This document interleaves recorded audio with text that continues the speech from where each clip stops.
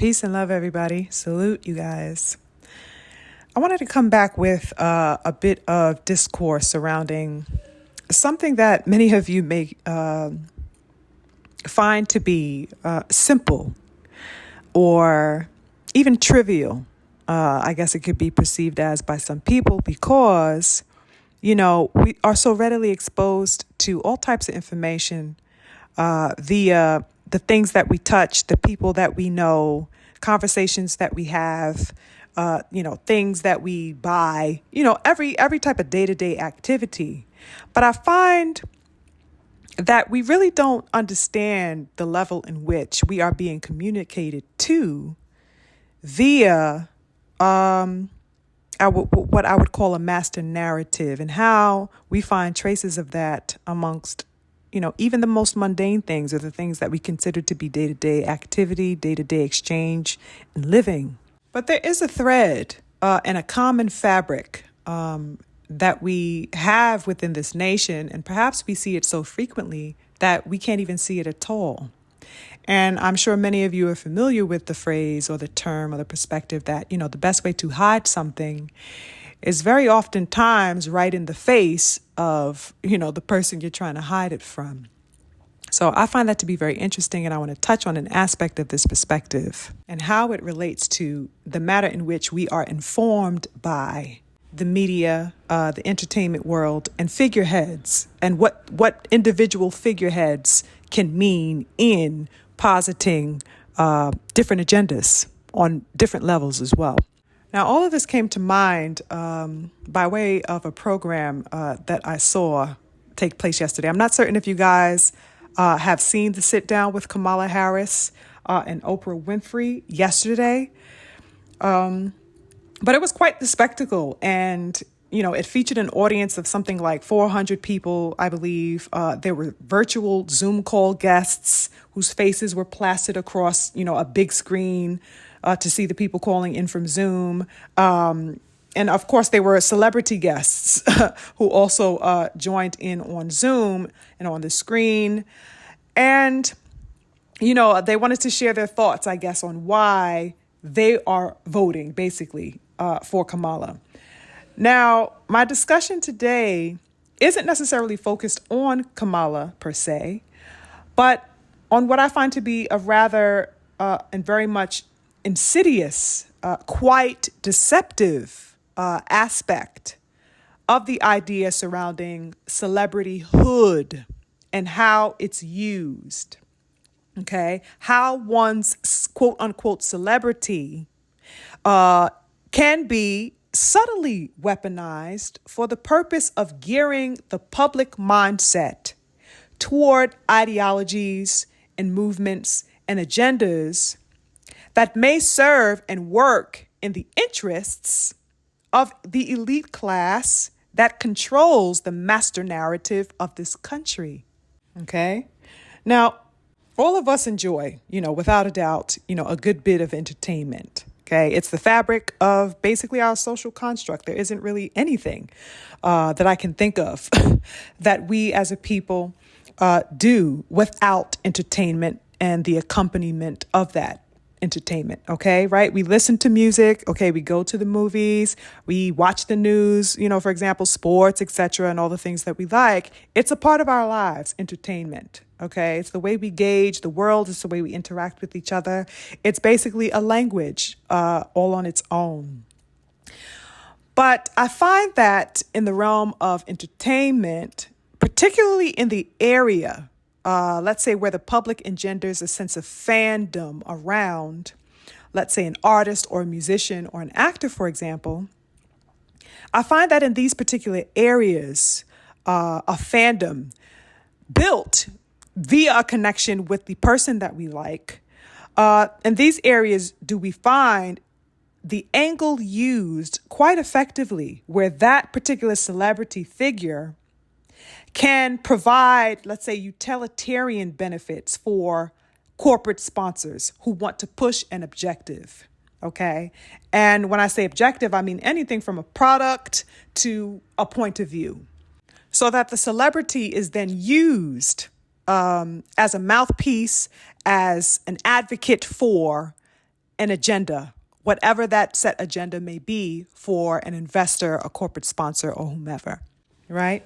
There is an objective that the corporations and investors want to push, and they pay the celebrity to push that agenda via whatever outlet or measure, okay? And in thinking about that, it made me really pensive about Black people in America and how we consume. And not only in which the way we spend as consumers, but I went a little bit more deeply in my analysis, and I went to how we consume, meaning how we intake information across all outlets and aspects and vehicles that the information can be received through. Okay, I think about things, all types of things that work within the messaging specifically geared toward our community. And in considering the profound impact that the media has on us as a people group who are heavily marginalized and who have an inclination, because of that severe marginalization that we have historically in this country, that we tend to find and validate a sense of worth and truth around what is being told to us by the people we see on TV that we consider to be successful, of status, and of stature. And of course, that doesn't chiefly apply or solely apply to Black people. That applies to America as a whole. Everybody is essentially inculcated into the system and the agendas of the dominant forces that control these media outlets and things like that. Everybody is susceptible to it. But of course, everything I speak about is going to primarily focus on my people. So yes, we build a sense of worth around the people that we see on television, whether we like them or not. We give them the respect of a stature that we feel that they've earned in order to be there, in order to maintain a position on television, which would, coincide with their success, with their achievements and things like that. And so we relegate a sense of credence to these figureheads. But I think there's a very precarious line that we tote as a people and, of course, as a nation in totality, where we lean a little bit too much on the approval of or even attraction factor of these particular figureheads and just the idea of celebrityhood. For example, which we'll get into in a little bit, I can get rocking with you on this track that I like. But when it comes to my personal decision to vote or not vote, I don't need, what's the girl's name? Katie Taylor telling me to vote or die. I don't need P. Diddy wearing a goddamn shirt telling me to vote or die. And I certainly don't need Megan Thee Stallion shaking some ass while I'm on my way to the voting booth if I do decide to vote. You know what I'm saying? Things like that. I think it's quite intrusive, a stance to have. And you know what? I actually just thought about Usher, who was on The View some time ago. I think it was recent, maybe a week or so back. And, Joy, I forget her last name, the woman, one of the hosts on the show, is basically badgering Usher to usher, pun intended. She's trying to have usher in the people towards Kamala Harris. And surprisingly, he eloquently displayed and showed up for himself and his right as a voter to, not impose on anybody else's right and decision to choose for themselves, which was insane to see, that he be exposed in this way just because he holds a status of, celebrityhood. And how he was expected to use his posture in order to convince the public of a very personal matter and decision, which is one's options about voting and everything else, the things that will directly and specifically impact their personal lives and their families' lives. I found that to be absolutely incredible. And I think that it speaks to the wave of the topic that I am on today, and why it's so imperative that we begin to have these particular conversations and analyze these types of things, because there should be no imposition on our, intelligence in whatever we choose to do as people, as individuals. The impositions that we see on the political scale right now, with the example that I gave, and of course the details that I'll go into further in a moment, are just, really blatant samples of the disrespect of the intelligence of the adult American public, where there's a sense that we have to be told and convinced of and corralled towards, making a decision, and it's not even making a decision, it's making a decision that we are told to make. It's a real carelessness with our sense of intelligence and our sense of individuality. It's like a one size fits all thing, and we all got to hurry up and run on this boat and jump on this bandwagon in order to be, considered, patriots, or people who respect our nation. It's insanity to me. This is why precisely I feel like we tote a very precarious line, because we are very vulnerable as people to being inculcated into, possibly subjective, oppressive, and unproductive perspectives by way of the agenda being pushed to us, and that we are being corralled, to accept and take on, and are conditioned, real talk, to accept and see as normal. And the fact that these perspectives and things that get pushed upon us are being championed by celebrities makes it all the more insidious if we are not making sure that we remain aware of the message and the undertone that is being pushed and the dialogue that is being circulated. So getting back to this now, for this sit down with Oprah and Kamala, that was essentially a rallying call to corral engagement and have people, get on the Kamala bandwagon. Several celebrities, of course, joined in to further plead the case pretty much of and for Kamala's presidency. We had people like Chris Rock that joined the program. There was Ben Stiller, Tracy Ellis Ross, Julia Roberts, Meryl Streep.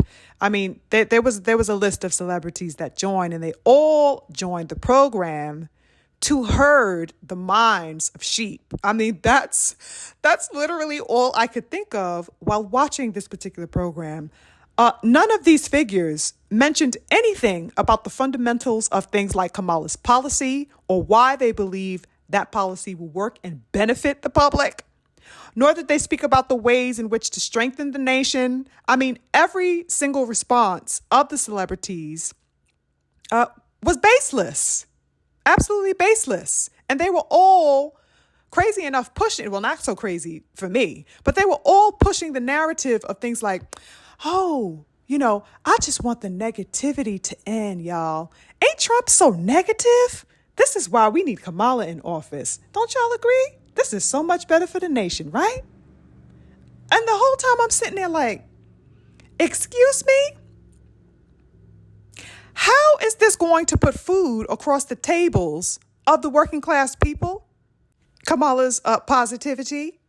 How is her alleged positivity and joy going to allow you to afford your rent, working class people, amid all of these skyrocketing prices? It was absolutely absurd, you guys. If you have the stomach for it, go check it out in full. It is, on YouTube. You can go check it out if you're interested. But I'm telling you, it is a lot to digest, as everything has been concerning the political landscape. Now, similarly, what I found astonishing and deeply insulting, but what seems to constantly go over people's heads, is the fact that neither Kamala or her celebrity puppets live the life of the average working class American. Okay? They are 1,000% removed from the realities that we, me and you, face every day. Their lifestyles don't necessitate the things that create the basis of our lives as working people. What they may or may not support of Kamala institutes a completely different gauge and is coming from a different realm of demands than you and I. Plain and simply. These people are multi-millionaires. They are of the millionaire class. Their interests are not our interests. They don't have to worry about the degradation of school buildings and a lack of supplies for their children in their community. They are not concerned by the prices of gas and groceries or having to do things like set aside change so that you can go to the laundromat. They are not concerned about credit scores and being able to apply for a loan without a fear of rejection. How is it that we as a public, and moreover as Black people specifically, how is it that we can expect to be guided toward specific matters of our lives from the gaze and perspectives of people who are as far removed as one can be from our reality? I don't understand why we could give credence to these people and these figures when they champion presidential candidates. How can we go based off of their assumption of what is when they are in a completely different lifestyle from us? How they're going to be impacted by taxes is not going to be the way we're going to be impacted by particular taxes and things like that. No. These people out here getting tax breaks and tax cuts while we, have the taxes, stolen out of our checks. We could barely, afford a living. This is what I was keeping in mind in watching this program. Now, also bear in mind that this sit down of the program that was filmed with Oprah and Kamala was filmed in Detroit, you guys. Now, Detroit has a high demographic of our people, okay? It's one of our major stomping grounds, if you will, in the nation. There's a lot of Black people in Detroit. What the fuck can Julia Roberts tell the brother working at the factory out there? That's the question I need an answer to. I need somebody to explicate that for me pronto. What is Julia Roberts going to tell the brother working at the factory? What does she have to say to him? What is Ben Stiller going to tell the mother of three who works from 9 to 5 along with her husband Monday through Friday?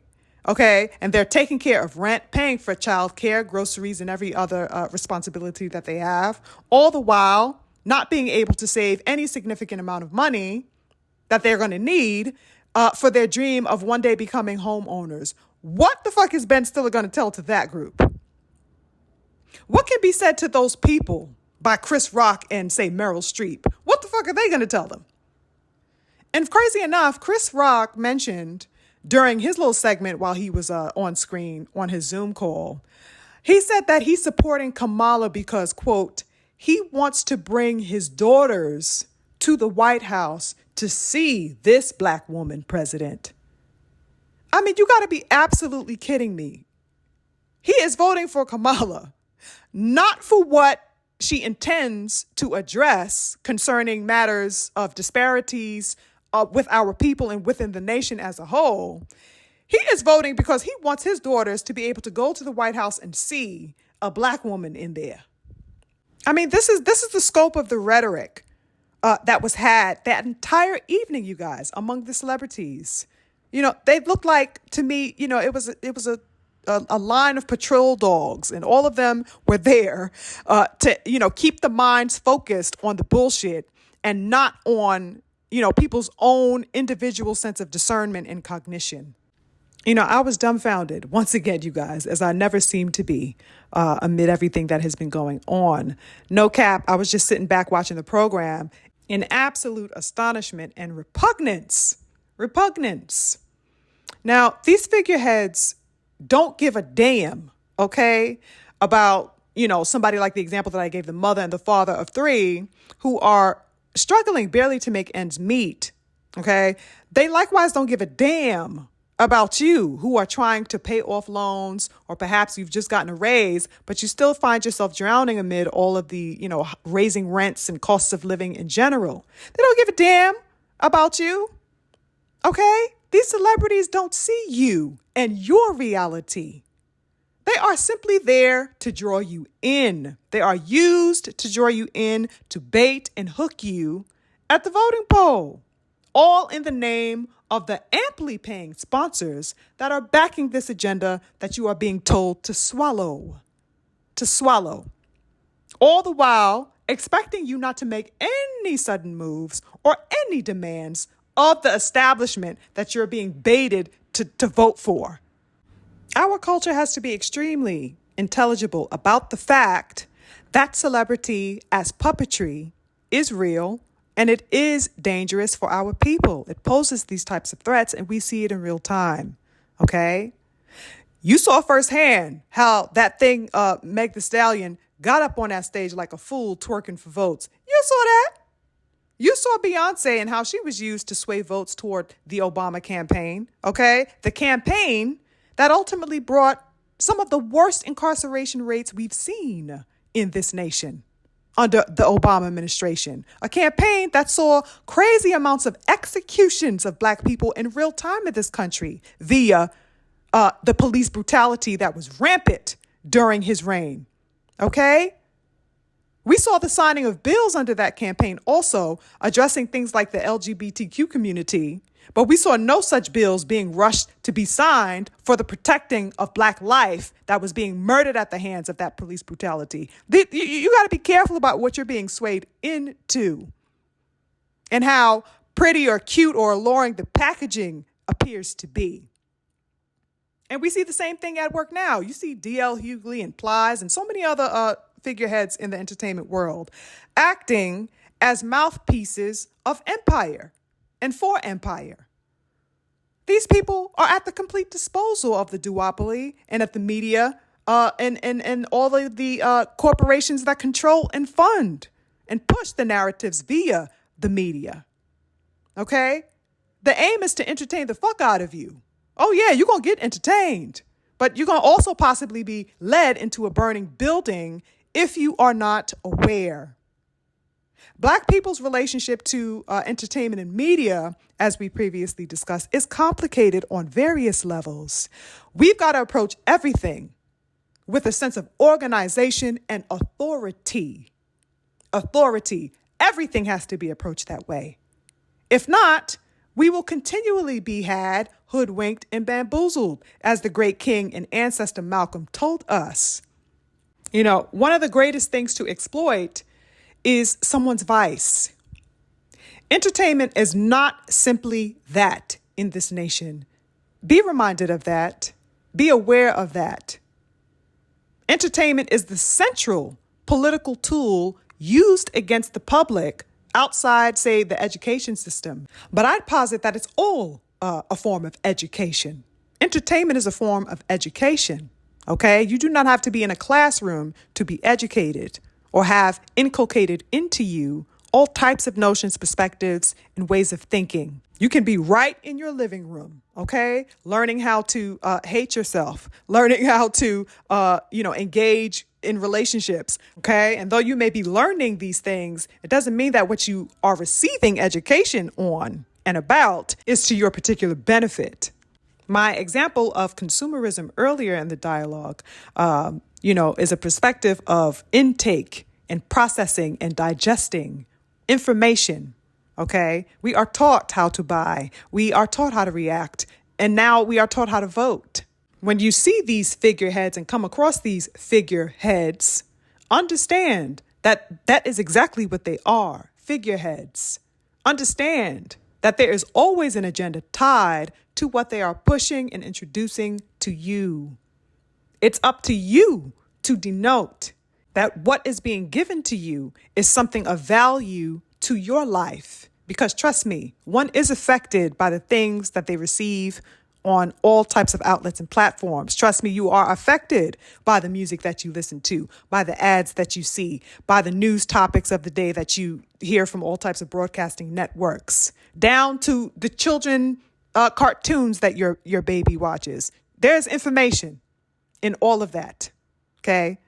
These celebrities are liable and plenty willing, much of the time, to be used as agents of the agenda of empire. And you better believe that they are paid amply to do so, okay? And this isn't just celebrities, this is politicians too. All of these people are bought and paid for. So since they are paid well and paid amply, you better also believe that they are there to get the job done that they were paid to do on you. I can't say that it's completely escapable, a situation, because we are all, living within a society, and the society has its foundations and its threads that we are all tied to. But I definitely encourage always our cognizance, our self-respect, our individuality, and also maintaining a level of community and a mindset that is leaning towards unity as far as my people are concerned, so that we can together progress and teach our children how to operate from an upright position by example, leading by example, and showing them that, we do not have to follow along with anybody's script or hurry up under anyone's umbrella. We can create our terms and decipher for ourselves what it is that we need and what it is that we want to do on our own terms. We don't need to be herded along into a perspective, a set created perspective that doesn't even align with our personal interests. No, that's not what we are here for. We are here to live a life of abundance, a life of our own choosing, and we make the choices necessary to benefit our lives to the maximum degree possible. I'm not going to subscribe to a perspective simply because somebody on TV is telling me to, or because, this theory or this perspective of this wave has lights around it. I'm not on that type of time. Okay. We've got to be much more on point than that and more adamant about our intelligence as people. If we begin to exercise a serious level of authority over the things that we intake and subscribe to, I think that we'll be well on our way to even further revolutionary change in every area of our Black experience. But the initiative is taking the steps, and even the things that we find to be rudimentary or, mundane or day to day.